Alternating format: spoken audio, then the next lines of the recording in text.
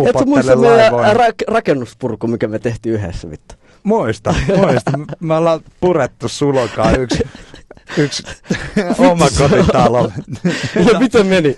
Meni helvetin. Siis tää homma menee niin, että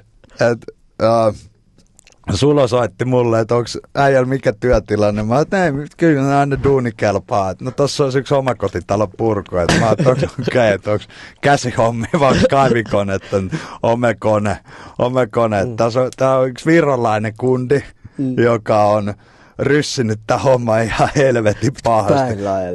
Joo, siis niin kuin jokainen tietää, joka ei ole edes alalla, että jos sä alat purkaa omakotitaloon, niin sä lajittelet puut puuhun, sit sä sekajätteeseen ja niin kuin mahdollisimman tarkasti, koska sit kun ne laitetaan roskalavalle, niin jos sä viet sinne sekalavan, niin sehän maksaa ihan helvetin paljon. No niinhän ne meidän kontit loppujen lopuksi maksoikin koko ajan. Jätkö muista? Vittu saatana. Miten ne mustat jutut oli, mitä mä revin niistä vitun lankuista?